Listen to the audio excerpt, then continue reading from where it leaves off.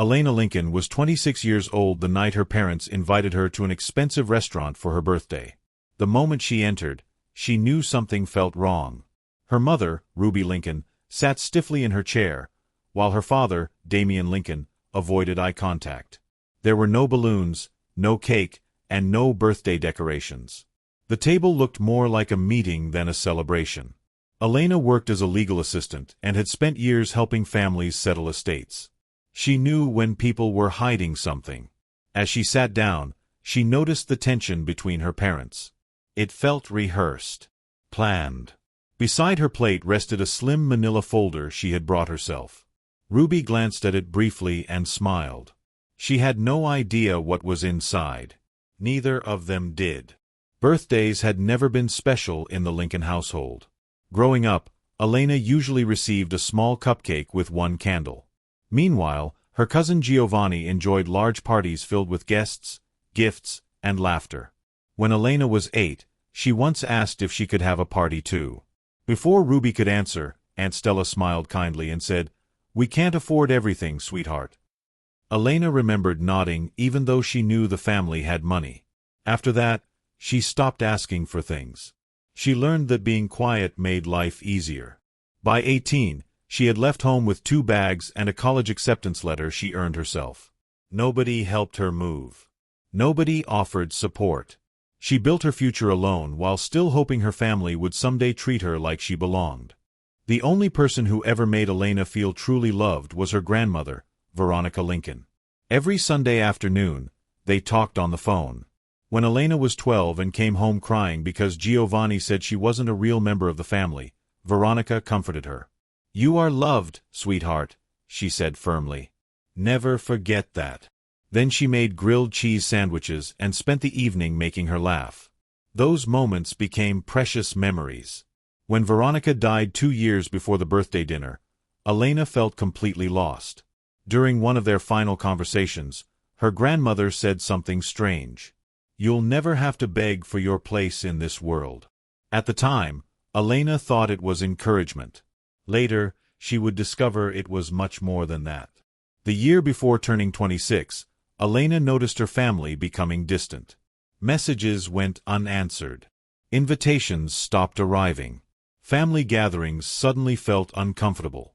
One evening, she saw Aunt Stella write something unusual in the family group chat. "This weekend is for blood family only." The sentence stayed with her. She couldn't explain why. Then one afternoon, her phone rang. It was Ruby.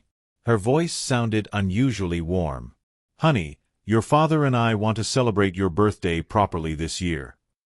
The invitation immediately made Elena suspicious. Her mother rarely did anything without a reason. After hanging up, she sat quietly in her apartment thinking about everything that had changed. The distance. The silence. The strange comments. Deep down, she knew the dinner wasn't really about her birthday. 6 months earlier, 2 discoveries changed Elena's life forever.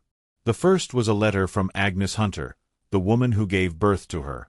The letter explained that Agnes had never stopped thinking about her daughter and hoped they could meet someday. At the bottom she wrote, "I never stopped saving a seat for you." 3 days later, Elena uncovered something else while reviewing public records connected to Veronica Lincoln's estate. The documents revealed a trust that mentioned her by name. Confused, she hired Mr. Beckett, an independent attorney, to review everything. After studying the paperwork, he looked up and said, "Your grandmother protected you." That was the moment Elena realized her family had been hiding something important. And whatever it was connected to her 26th birthday. For several days, Elena Lincoln quietly investigated the trust documents. Years of legal work had taught her not to trust assumptions. She scheduled a meeting with Mr. Beckett, an attorney who had never worked with her family. Sitting across from him, she handed over every document she had found. After reading them carefully, he looked up and said, "Everything here is valid." Elena's heart raced. "What does it mean?" she asked. Mr. Beckett folded his hands. "It means your grandmother planned ahead." He explained that the trust provided benefits to Ruby Lincoln and Damian Lincoln while they raised her. But those benefits would end on her 26th birthday. After that, The remaining assets would pass directly to Elena. Suddenly, her family's recent behavior made perfect sense. A week later, Elena met Agnes Hunter for the first time. They chose a small diner halfway between their cities. Agnes looked nervous as she waited beside a photo album. When Elena walked in, both women froze for a second. Then they smiled. "Hi," Agnes whispered. "Hi," Elena replied. They spent hours talking. Agnes shared photos she had saved for 26 years. Baby pictures, newspaper clippings, school photographs she somehow managed to collect. "I wondered about you every birthday," Agnes admitted. Tears filled Elena's eyes. Nobody had ever spoken about her birthdays with such love. Before they left, Agnes smiled and said, "There's someone else you should meet." A few minutes later, a tall young man entered carrying milkshakes. "You must be my sister," Coltrane said with a grin. Over the next 6 months, Elena slowly became part of her birth family. She learned that Coltrane loved making jokes whenever things became emotional. She learned that her grandmother, Ava Lincoln, spoke her mind without apology. The first time Ava met her, she hugged her tightly and said, "Well, it's about time you got here." Everyone laughed. Unlike the family who raised her, these people never made affection feel conditional. They called simply to ask how she was doing. They invited her to dinner with no expectations attached. One afternoon, Elena canceled plans because of work and expected disappointment. Instead, Agnes texted, "No worries. We'll see you next week." The simple kindness shocked her. Slowly, she began learning what genuine family felt like. When the birthday invitation finally arrived, Elena already had a plan. The same evening, she called Agnes. "Can I ask you something?" she said nervously. "Anything," Agnes replied. Elena took a deep breath. "Would you come to my birthday dinner?" She explained everything about her parents, the trust, and her suspicions. She admitted she was afraid of facing them alone. Agnes didn't hesitate. "Of course we'll come." The answer brought tears to Elena's eyes. The next day, she called the restaurant and reserved another table. "A table for 3, she said. The hostess checked the schedule.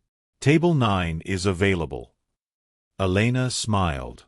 It was 3 tables behind her parents' reservation. Perfect. Her real family would be close enough to support her if things went wrong. The night of the dinner finally arrived. Sitting in her car outside the restaurant, Elena stared at her reflection in the mirror. She wasn't afraid anymore. Inside her manila folder were 3 important documents: proof she had legal representation, copies of the trust distribution schedule, and her original birth certificate listing Agnes Hunter as her mother. She stepped out of the car and walked inside. Ruby and Damien were already waiting. Their smiles looked forced. Their conversations sounded rehearsed. As Elena sat down, she glanced across the room. At table 9, Agnes, Coltrane, and Ava had already arrived. None of them waved. They simply smiled. The sight calmed her immediately. Across the table, Ruby lifted her glass. "Happy birthday, sweetheart," she said. Elena smiled politely. The performance was about to begin. The waitress poured water and left. For a few moments, Ruby Lincoln talked about the restaurant while Damien Lincoln nodded quietly. The conversation felt forced. Finally, Ruby folded her hands on the table. Elena Lincoln recognized the gesture immediately. Her mother always did that before delivering bad news. "We've been meaning to tell you something for years," Ruby said. Damien looked down at his glass. "It's time you knew the truth." Elena remained calm. "What truth?"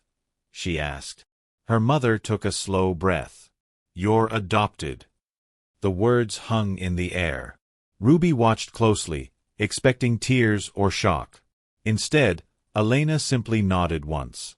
The reaction confused both parents. They had imagined this moment very differently. Neither realized she had already known the truth for 6 months. "You don't seem surprised," Damien said cautiously. Elena looked at him. "Should I be?" The question immediately unsettled him. Ruby frowned. "This is important, Elena," I know, she replied. Her calmness only increased their discomfort. For years, Ruby had imagined this revelation breaking her daughter emotionally. Instead, Elena looked completely composed. Her mother leaned forward. You were never biologically ours. We adopted you as an infant. Elena nodded again. I understand. Silence settled over the table. Across the restaurant, Agnes Hunter watched quietly from table 9. Beside her, Ava Lincoln squeezed her napkin tightly. The older woman looked ready to march across the room. Coltrane gently shook his head. For now, they waited. The evening was unfolding exactly as Elena expected. Realizing the adoption reveal wasn't working, Ruby moved to the next part of her plan. There were reasons we adopted you, she said carefully. Financial reasons. Elena's eyes remained steady. Financial reasons, she repeated. Damien shifted uncomfortably. There were assistance payments when you were young. Ruby continued. Tax benefits too. The words sounded cold even to her own ears. So I was an investment? Elena asked quietly. Neither parent answered immediately. The silence said enough. Memories flooded back. The small birthdays. The hand-me-down clothes. The feeling of always being less important than Giovanni. Suddenly everything made sense. We provided for you, Ruby said defensively. We gave you a home. Elena looked at her calmly. That's what parents are supposed to do. For the first time, Ruby looked uncertain. We didn't bring you here to argue, Ruby said sharply. She reached into a leather portfolio and removed several papers. We wanted to handle everything properly. She slid the documents across the table. Damien finally spoke. These are estate updates. Elena glanced at the pages. Years of legal work allowed her to recognize the language immediately. It wasn't simply an acknowledgement form. It was a waiver. Her parents wanted her signature. You'd like me to sign this? She asked. Relief flashed across Ruby's face. Exactly. She placed a pen beside the documents. Sign it, and we can move forward. Elena didn't touch the pen. Instead, she carefully reviewed the first page. Every line confirmed what she already suspected. Her parents were rushing. They wanted her agreement before she discovered something important. Unfortunately for them, she already had. The silence stretched across the table. Finally, Ruby sighed impatiently. Well, she asked, aren't you going to say anything? Elena folded her hands. Actually, I have a question. Both parents looked surprised. What question? Damien asked. Elena glanced at her manila folder. Which documents did you file under? She asked calmly. Your personal estate documents? Neither answered. She continued. Or Veronica Lincoln's trust? The effect was immediate. Color drained from Damien's face. Ruby's confident expression disappeared. For several seconds, nobody spoke. Across the room, Agnes, Coltrane, and Ava exchanged glances. They could tell something had changed. Back at the table, Damien stared at the folder beside Elena's plate. Suddenly, he looked worried. Very worried. And for the first time all evening, the control began slipping from his hands. For several seconds, nobody spoke. Ruby Lincoln looked at Damien Lincoln, searching for an explanation. Damien swallowed hard. What do you know about the trust? He asked quietly. Elena Lincoln leaned back in her chair. Enough. That single word seemed to shake him. Ruby quickly recovered. Whatever you've heard, it doesn't change anything. But her voice lacked confidence. Elena calmly placed one hand on her folder. Are you sure about that? She asked. Across the room, Agnes Hunter watched closely. She could feel the tension building. Back at the table, Damien looked like a man realizing he had walked into the wrong courtroom. For months, he had assumed Elena knew nothing. Now that assumption was falling apart before his eyes. You don't understand the situation, Ruby said sharply. Then explain it, Elena replied. Her calmness frustrated her mother even more. We raised you, Ruby snapped. We sacrificed for you. Elena nodded slowly. Did you? The question hit harder than an argument. Damien lowered his eyes. He knew the truth. He knew about the trust payments. He knew why the family had suddenly become distant as Elena's birthday approached. You should be grateful, Ruby continued. After everything we've done. Elena looked at her for a long moment. Would you have done it without the benefits? The question landed like a stone. Neither parent answered. Their silence told the entire story. For the first time, Ruby realized she was losing control of the conversation. Finally, Elena opened the manila folder. She did it slowly and without drama. The movement alone made Damien's face pale. She removed 3 documents and placed them neatly on the table. First came proof that she had legal representation. Second came the trust distribution schedule. Third was her original birth certificate. Ruby's eyes immediately locked onto the trust document. She grabbed it and began reading. Halfway through the page, her expression changed completely. No, she whispered. She read it again. Then a third time. The wording never changed. The benefits ended on Elena's 26th birthday. The remainder transferred directly to Elena. Ruby's hands started trembling. Beside her, Damien closed his eyes. The secret they had tried to outrun had finally caught them. You knew, Damien said quietly. Elena nodded. For 6 months. The answer seemed to drain the last color from his face. Ruby looked furious. Why didn't you tell us? She demanded. Elena almost laughed. Why didn't you tell me I was adopted? The question silenced her instantly. Around them, conversations in nearby tables had begun to slow. People could sense something serious was happening. Ruby stared at the trust papers. She was finally seeing the full picture. The monthly payments were ending. The assets were transferring. The strategy she had spent months preparing was worthless. Worst of all, Elena had known everything. The birthday dinner had been planned as an ambush. Instead, it had become a disaster. And everyone at the table knew it. Suddenly, Ruby's expression changed. The anger disappeared and was replaced by something else. Warmth. Or at least an imitation of it. She reached across the table toward Elena's hand. Sweetheart, she said softly, we're still your family. The change was so sudden it was almost unbelievable. 20 minutes earlier, she had reduced Elena's life to financial value. Now she was talking about family. Elena didn't take her hand. She simply looked at it resting on the table between them. Family, she repeated quietly. Ruby nodded quickly. Of course. Damien remained silent. He couldn't even look at his daughter anymore. For the first time all evening, Elena felt completely free.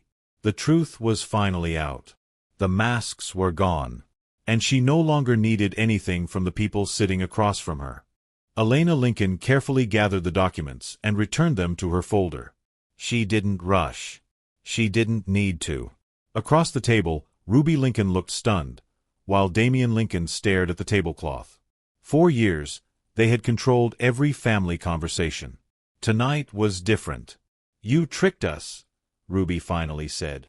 Elena shook her head. No. I prepared. The answer hit harder than any insult. Damien rubbed his forehead. We never expected you to find out. Elena smiled sadly. That seems to be the theme of tonight. Around them, the restaurant remained unusually quiet. People were pretending not to watch. But they were watching. The evening had shifted completely. For the first time in her life, Elena wasn't asking for acceptance. She was deciding whether these people still deserved access to her life. You don't understand how much we've done for you, Ruby said, her voice rising. We raised you. Elena nodded. Yes, you did. Her calmness only made Ruby angrier. Then how can you sit there judging us? She demanded. Before Elena could answer, Damien quietly spoke. "Ruby, stop." His wife turned toward him in disbelief. "Stop," she repeated. "You're taking her side?" Damien didn't answer immediately. He looked exhausted, older than he had when the evening started. "I'm saying enough damage has been done." For a moment, nobody moved. Then Ruby laughed bitterly. "This is unbelievable." But even she seemed to realize the argument was slipping away. The facts were against her. The documents were against her. And for once, no amount of talking could change that. Elena looked toward Table 9. Agnes Hunter, Coltrane, and Ava Lincoln were still there, waiting patiently, supporting her without interfering. The sight filled her with warmth. She remembered every conversation from the last 6 months, every phone call, every invitation, every moment they had welcomed her without expecting anything in return. "What are you looking at?" Ruby asked sharply. Elena turned back. "People who actually wanted me." The words landed heavily. Damien closed his eyes. He understood exactly what she meant. Across the years, there had been so many chances to treat her differently. So many opportunities to choose love over convenience. Yet those chances had always been ignored. Now the consequences were sitting at the table with them. And there was nothing anyone could do to reverse them. Ruby's eyes followed Elena's gaze. "They're here, aren't they?" she asked quietly. For the first time, uncertainty replaced anger. Elena nodded. "Yes." Damien's shoulders sagged. He already knew the answer before she said it. "Your birth family." Elena smiled softly. "My family." The correction hurt more than either parent expected. Ruby turned slightly in her chair but stopped before looking. Somehow, seeing them felt more frightening than imagining them. "How long?" she asked. 6 months, Elena replied. 6 months of conversations. 6 months of birthdays, dinners, phone calls, and memories. Ruby looked away. For 26 years, she had assumed she would always occupy the most important place in Elena's life. Tonight she was discovering that place had already been filled by someone else. Slowly, Elena stood from her chair.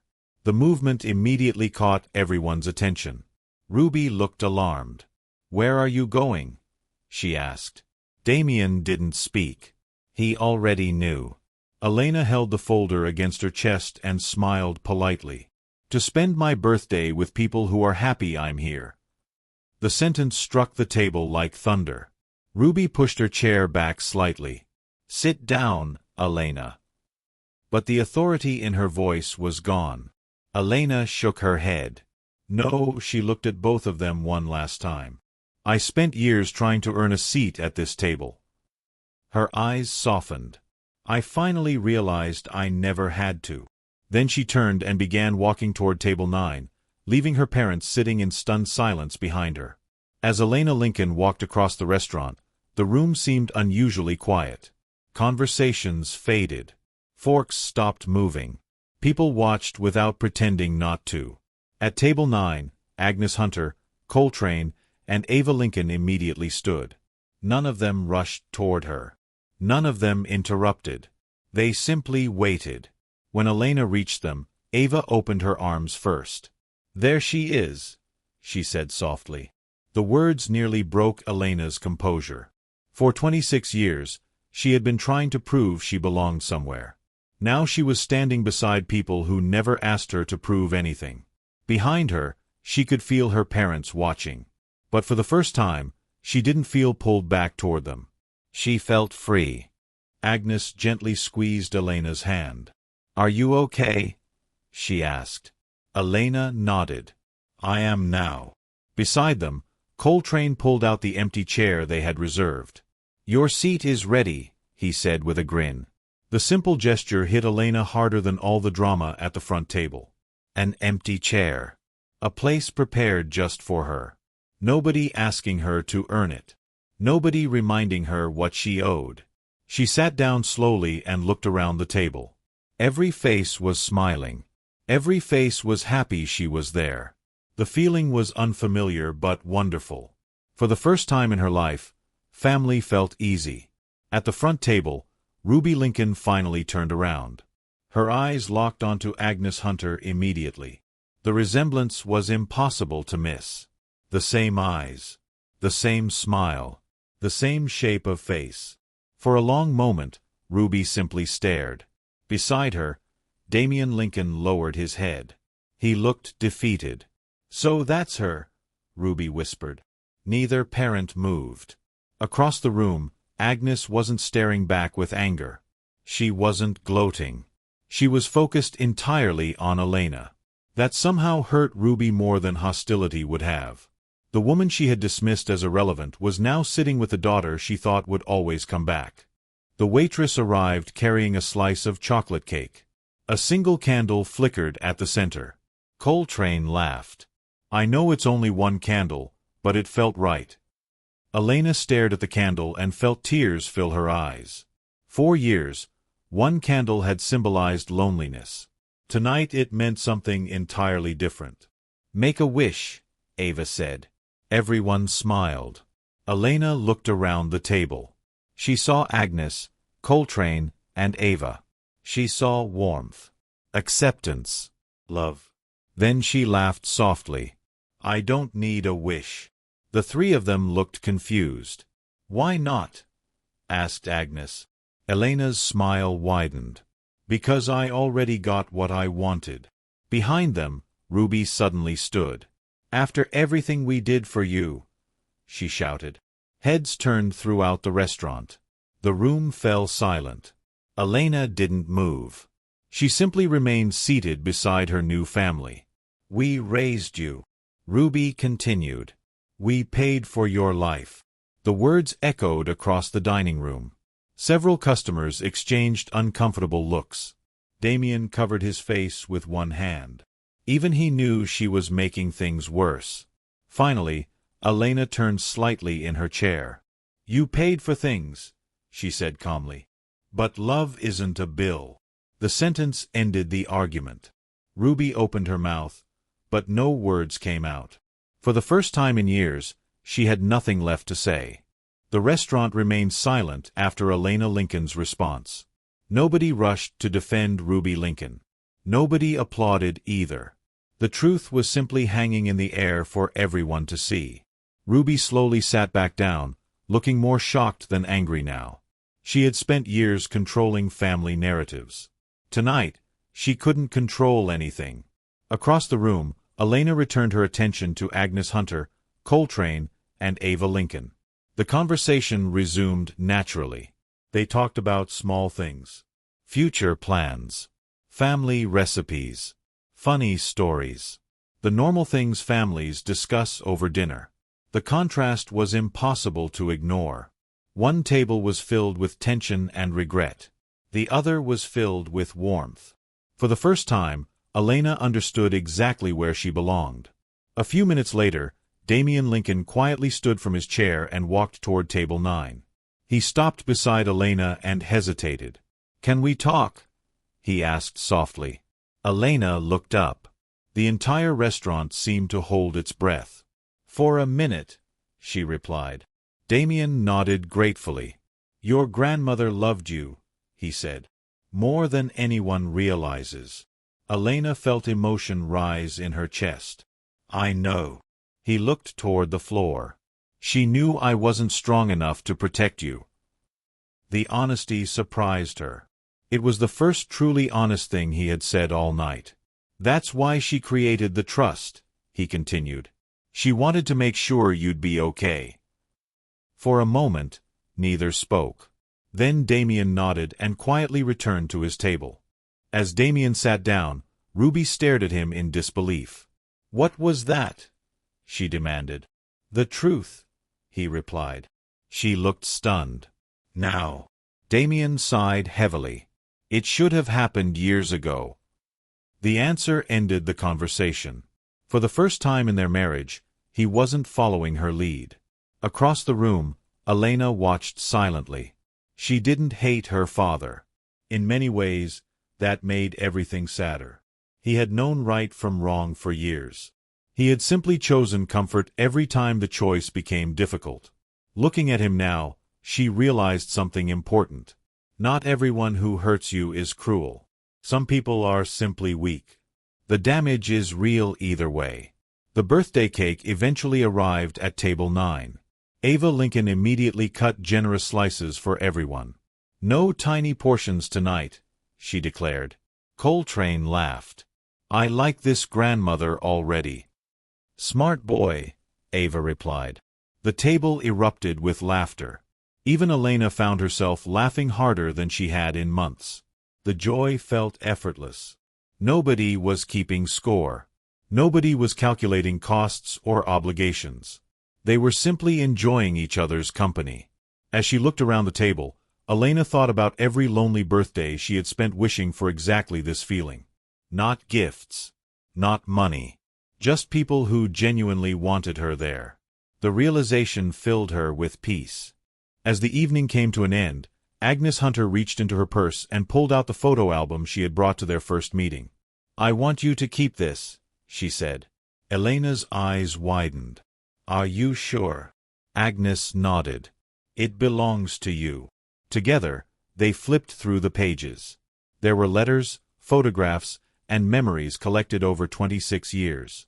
Evidence that someone had never stopped thinking about her. Halfway through the album, Elena found a blank page near the back. "Why is this empty?" she asked. Agnes smiled. "For the memories we haven't made yet." The answer nearly brought tears to Elena's eyes. For the first time, the future felt bigger than the past. A few weeks after the dinner, Elena Lincoln received a short text message from Damian Lincoln. It contained only 3 words.